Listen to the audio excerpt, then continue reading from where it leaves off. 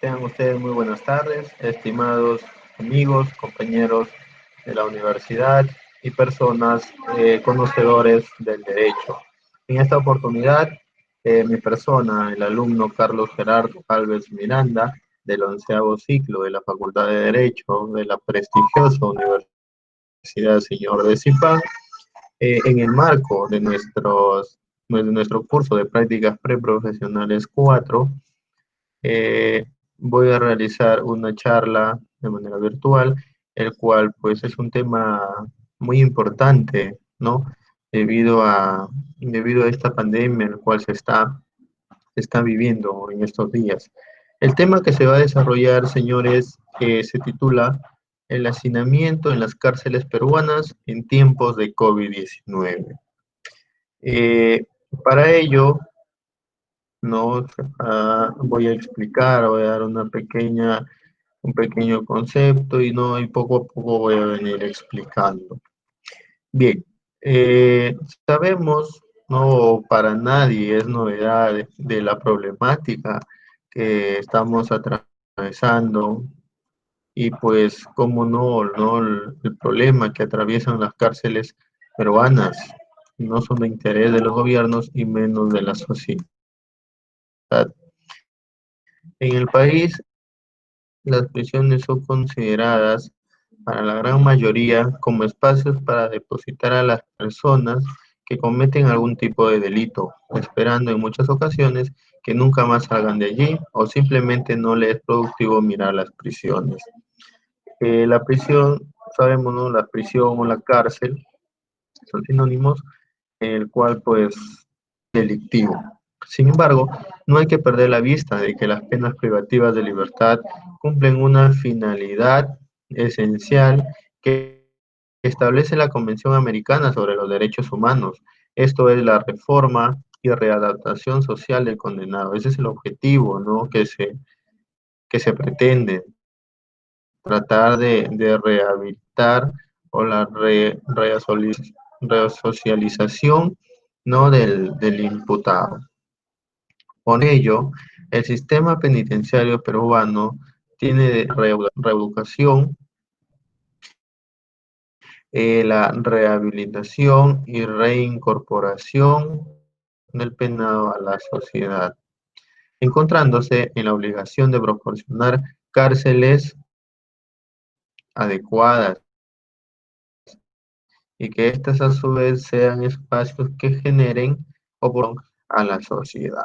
Estos objetivos, señores, si bien es cierto, solo podrán alcanzarse si se aprovecha el periodo de la privación de libertad para lograr en lo posible la reinserción de los ex reclusos a la sociedad tras su puesto en libertad, de modo que puedan vivir conforme a la ley y mantenerse a la Comisión Interamericana de Derechos Humanos en un sistema penitenciario que funcione de forma adecuada, es un aspecto necesario para garantizar la seguridad de la ciudadanía y la buena administración de la justicia.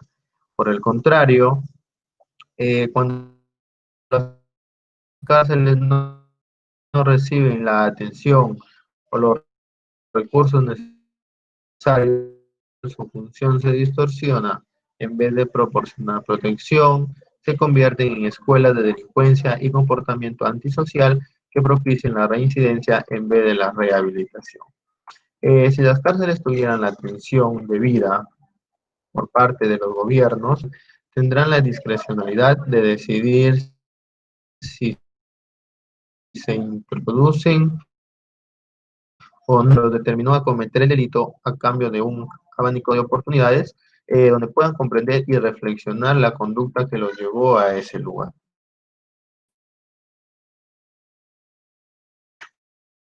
Claro está, eh, los idóneos, con el nivel de inversión de la sociedad es fino y prima la apatía. No obstante, tener en cuenta que estas personas tarde y quizás con mayor experticia o nuevas adicciones de las que tenían antes de ingresar, con excepción de las personas condenadas a cadena perpetua, cuya cifra es de 1084 aproximadamente, las cuales permanecerán de por vida recluidas. Muy bien. Sin embargo, esta desatención y falta de interés en la administración de los penales peruanos ha traído como consecuencia diversos problemas que hoy en día socavan y ponen en crisis el sistema penitenciario, vulnerando de manera sistemática los derechos fundamentales de las personas privadas de la libertad.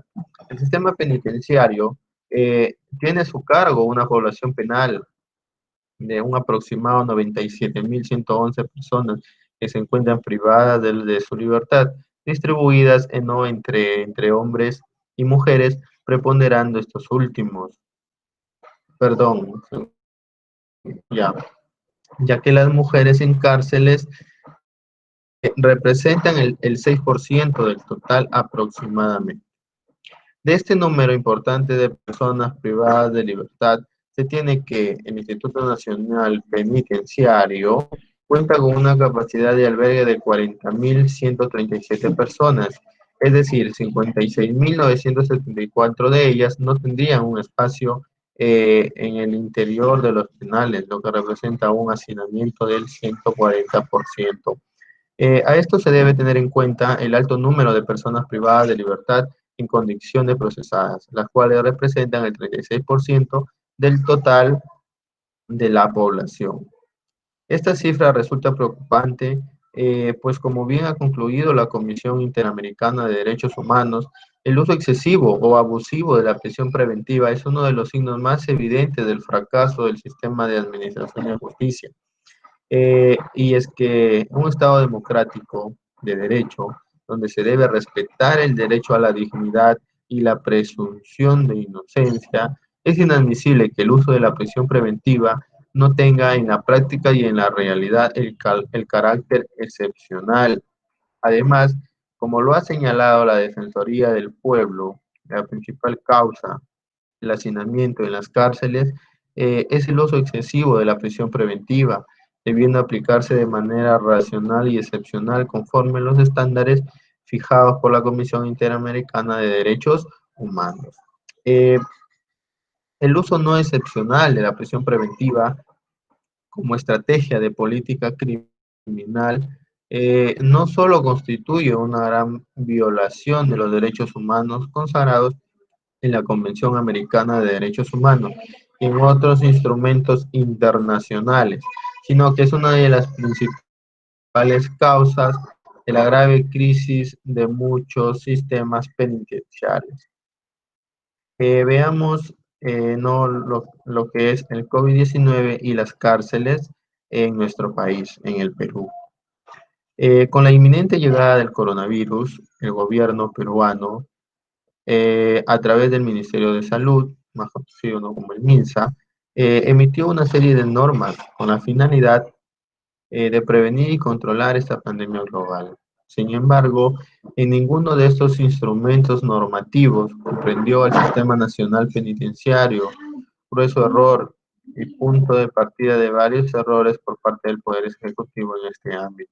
Posteriormente, y dando aparentemente y viendo, ¿no?, de que se equivocaron, se transfirió 10 millones de soles a favor del INPE, el Instituto Nacional Penitenciario, con la finalidad de implementar medidas de bioseguridad que se requieren para reforzar el sistema de prevención y contención frente al COVID-19. Sin embargo, como bien lo ha señalado la Defensoría del Pueblo, estos recursos no iban a ser suficientes para atender a las más de 97.000 personas privadas de su libertad y cerca de 11.000 trabajadores penitenciarios. Eh, Luego, ¿no?, de los primeros casos conocidos en el penal del Callao y la carceleta de Lima, la propagación de esta enfermedad no ha cesado, al punto que a la fecha no se tiene información oficial de cuántos internos o internas y agentes penitenciarios tienen esta enfermedad, ya que el INPE no ha sacado mayor comunicado después del anuncio en redes sociales, que pues no, el anuncio fue de fecha 4 de abril del presente año. La tendencia del brote del COVID-19 en los penales es hacia el aumento, ya que hasta la fecha el Estado ha hecho caso omiso a la principal recomendación formulada por el máximo organismo internacional en materia de salud. Hablamos de la OMS, la cual en sus propias palabras insta a los países a crear un sistema de coordinación entre los sectores de sanidad y la justicia, junto al personal penitenciario para luchar contra esta patología. De esta forma, el Instituto Nacional Penitenciario actúa de manera aislada frente a la lucha de esta enfermedad, sin que haya de por medio un protocolo de actuación que permita entender que toda decisión en materia de salud ha sido evaluada y aprobada por el ente rector, en este caso el Ministerio de Salud, revistiendo de idoneidad a las decisiones que se dicten en salvaguarda del derecho a la salud de la población penal y agentes penitenciarios. Es necesario que el Estado tome en cuenta las recomendaciones que formula la comunidad internacional, ya que servirán para orientar las medidas adoptadas con el respeto irrestricto de los derechos humanos de las personas privadas de su libertad. A modo no de conclusión, señores, existen medidas que deben adoptarse a corto, mediano y largo plazo por el momento. La guía esencial y aquella que depende única y exclusivamente del gobierno es brindar los instrumentos de bioseguridad a todo el personal penitenciario que labora en las cárceles, ya que ellos son el contacto directo con la población, siendo la primera fuente de transmisión a los internos e internas.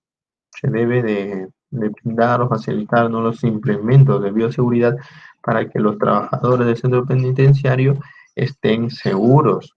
Con relación a las pruebas rápidas del personal, considero que es una medida también importante. Sin embargo, debido a que los agentes tienen en contacto con el exterior, nada garantiza que el resultado negativo de la prueba dure más de un día, no pudiendo confiarnos en ello. Eso, el tema de las pruebas, señores, es muy importante, de las pruebas rápidas, para poder no descartar o prevenir, ¿no? Si es que alguna persona puede contraer este virus, ¿no? El famoso COVID-19.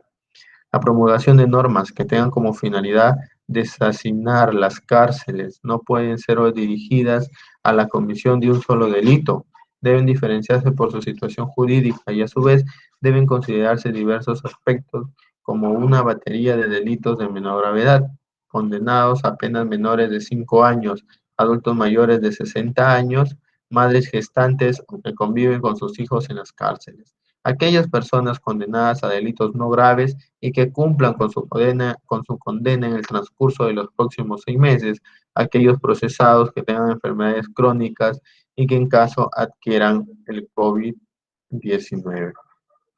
Muy bien, señores, el Estado tiene que poner mucho de su parte para que pueda garantizar, ¿no?, tanto la salud de las personas que trabajan en los centros penitenciarios, como también, pues, no como también de los internos. Si bien es cierto, no cometieron un delito, pero por un lado hay que también, no, cuidar su salud y evitar, sobre todo evitar que el contagio o la propagación de este virus COVID-19. Sin más, me despido y espero que sea de su agrado y de mucha utilidad para su aprendizaje. Muchas gracias.